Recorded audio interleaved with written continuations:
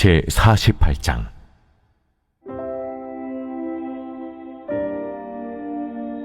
모든 지파의 이름은 이와 같으니라.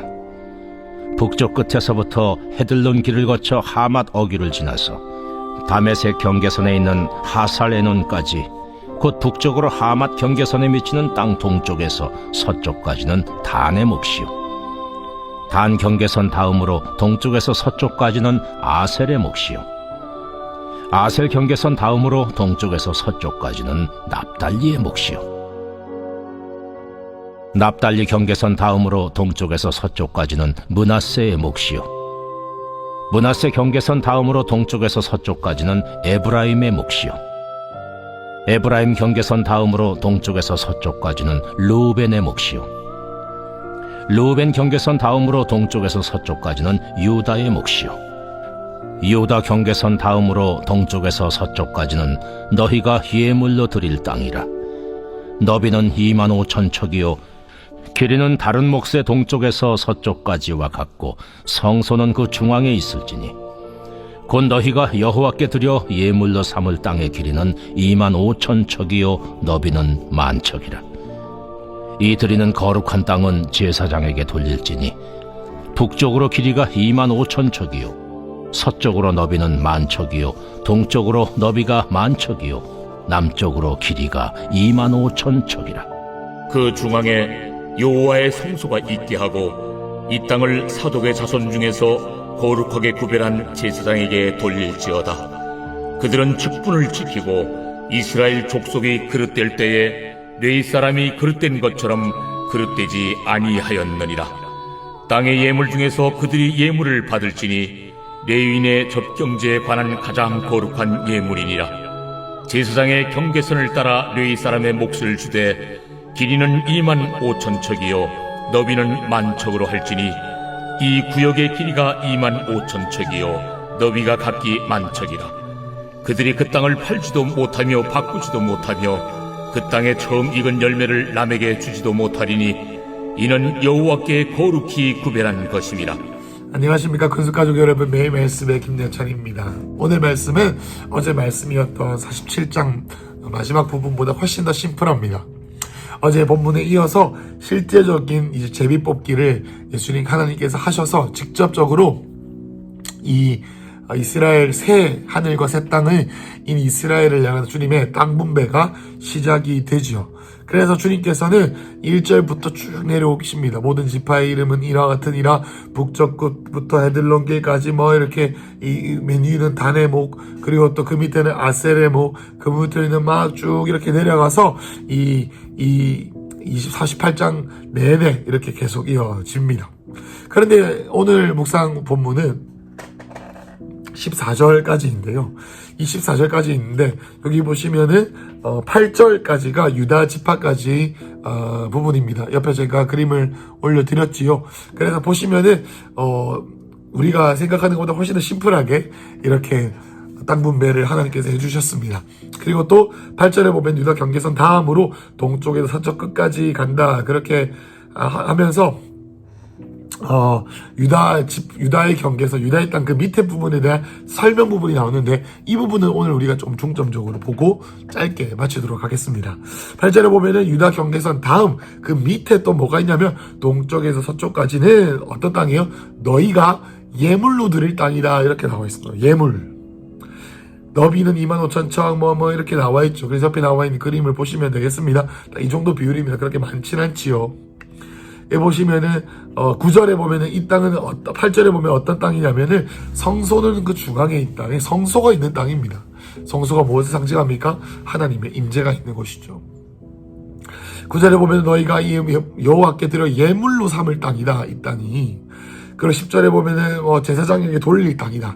왜냐하면 성소에는 제사장은 예배를 섬긴다. 그 예배를 섬기는 곳에 와서 사람들이 하나님의 얼굴을 구하고 임재를 누린다라는 것이죠. 그리고 그 땅에는 이 땅을 사독자손 중에서 거룩하게 구별한 제사장에게 돌린다 이렇게 나와 있습니다.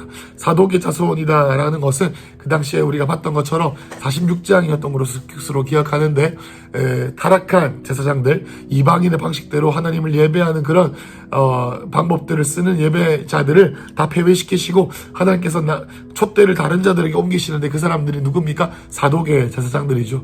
이것은 사독계열 제사장이다라는 혈통을 의미하는 것이 아니라 하나님의 뜻에 순복하고 정렬된 남은 자들을 상징합니다.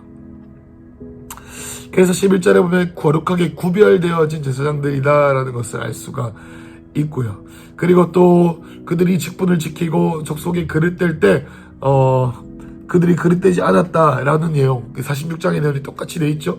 이스라엘 족속이 그릇될 때 레위 사람이 그릇된 것처럼 그릇되지 아니하였다라는 것을 볼 수가 있습니다. 그러면서 땅의 예물 중에서 그들이 예물을 받을지니 레위인의 적경지엔 가장 거룩한 예물. 그래서 우리가 46장에서 봤던 것처럼 하나님을 섬기는 제사장들의 땅, 그 제사장들의 땅에서 하나님을 섬기는 자들이 있고 그곳에 하나님의 임재가 있다라는 것을 말합니다.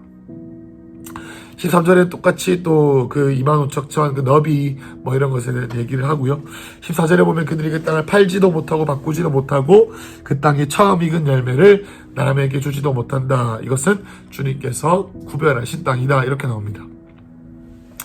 그런데 여기서 이제 우리가 기억해야 되는 것은 이겁니다.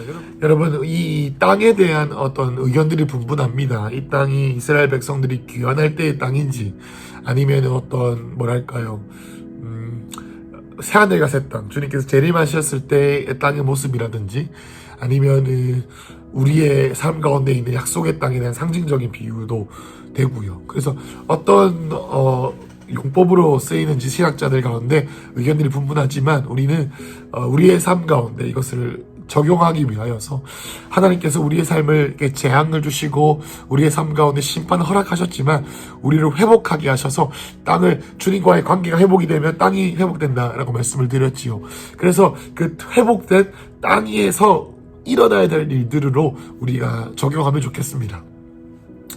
이 하나님께서 우리에게 주신 삶의 지경, 하나님께서 우리에게 주신 삶의 약속의 땅에서 우리가 해야 되는 가장 첫 번째 목적은 주님을 예배하는 것입니다. 주님을 의지하고 모든 상황과 환경 가운데서 주님을 바라보는 것이 우리에게 그 땅에서 주신 주님의 숙제라는 것을 기억해야 된다는 것이죠. 여러분, 여기서 예수님께서, 하나님께서 이 사독의 자손들, 제사장들, 이 성전을 섬길 자에 대해서 말씀하신 이유가 뭘까요? 주의 종을 잘 섬겨라, 제사장에게 돈을 많이 바쳐라, 이런 얘기가 아닙니다. 그렇게 제사장들을 신경 쓰고 그들을 섬기는 것만큼 너희가 나를 섬기는, 제사장들을 섬기는 것처럼 나를 섬겨라. 그 정도로 나와의 관계를 중요하게 생각해야 된다는 것을 상징적으로 보여주는 것입니다. 사랑하는 나의 자녀들아, 너희가 먹고 살 땅을 내가 너에게 줄 것인데 그곳에서 너희가 해야 되는 것이 있다. 그것은 나에게 예물과 같은 땅을 줘야 된다는 것이죠. 그 예물과 같은 땅, 그 땅은 바로 저와 여러분이 몸담고 있는 이 영적인 공동체입니다. 여러분, 이 공동체로부터 하나님의 임재가 흘러가는 것입니다. 47장에 나와 있는 성전에 있는 생수의 강의 물에 대한 환상처럼 이 공동체적인 하나님을 향한 예배를 계속 올려드리면 들을수록 하나님께서 우리 공동체 가운데 영광으로 얼굴을 비추시고 그 시즌과 그 영적인 계절과 그 때에 맞는 말씀을 도전하심으로 말미암아 우리가 그냥 축복을 받는 것이 아니라 함께 이스라엘 백성들의 약속의 땅으로 들어갔던 것처럼 우리가 같은 영적인 계절들을 살아내야 된다는 것이죠. 여러분, 이 약속의 땅, 이 땅문배의 가장 큰 의미는 뭐냐면은 주님께서 우리에게 하나님과의 관계가 회복되어져서 우리에게 땅을 주시는데 그 땅에 가서도 우리에게 가장 중요한 것은 뭡니까? 하나님과의 관계, 주님과의 임재를 회복하는 삶이다라는 것이죠. 하나님은 주목하시는 것이 우리 모두가 거해야 될 땅도 주목하시지만 하나님의 임재가 머무시는 초소인 그 성소를 더욱더 귀하게 여기신다라는 것이죠. 여러분, 우리의 집은 열등하고 교회가 우등하다라는 그런 의미가 아닙니다. 우리가 있는 집에도 하나님의 임재가 머물러져 있어야 됩니다. 우리가 있는 직장과 우리가 있는 모든 곳과 우리의 차 안에서도 하나님의 임재가 머물러져 있어야 합니다. 그래야만 우리는 주님으로부터 음성을 들을 수 있고 하나님의 보호하심 아래 있을 수가 있다는 것이죠. 여러분, 에스겔에서 이렇게 48장이라고 하는 방대한 내용을 주님께서 쓰시면서 결론 부분에서 이 땅의 회복과 하나님과의 관계 회복을 말씀하시는 이유는 그만큼 주님께서 이 하나님과의 관계 회복과 예배하는 삶을 그만큼 중요하게 생각하신다라는 것이죠. 사랑하는 건축 가족 여러분, 에스겔을 마무리하며 우리의 마음을 주님께 주파수를 맞추십시다. 그것은 뭡니까? 하나님과의 관계, 주님의 임재, 예배하는 삶입니다. 그래서 여러분, 우리가 종교적으로 예배하고 우리의 삶의 모든 자리, 가정과 직장과 우리의 개인적인 경건 생활에 서서 우리가 하나님을 섬기는 방식을 새롭게 합시다. 어떻게 해요? 하나님, 내 마음을 새롭게 해주십시오. 주님을 너무 사랑합니다. 예수님을 사랑합니다. 이렇게 하나님을 높이는 것입니다. 그리하여서 오늘 저 여러분의 삶 가운데 땅의 회복, 그리고 땅의 회복이 전에도 하나님과의 관계, 땅이 회복하고 나서도 주님과의 관계를 강조하시는 하나님의 마음을 의지하며 오늘 하루를 보내시길 축복합니다. 기도하겠습니다. 주님, 우리를 회복시키고자 하시는 주님의 목적, 주님의 뜻, 주님, 우리와 교제하는 삶, 바로 그 삶을 위해 내가 내 생명을 드리겠습니다. 주여, 내 삶을 인도하여 주시옵소서. 예수님 이름으로 기도했습니다.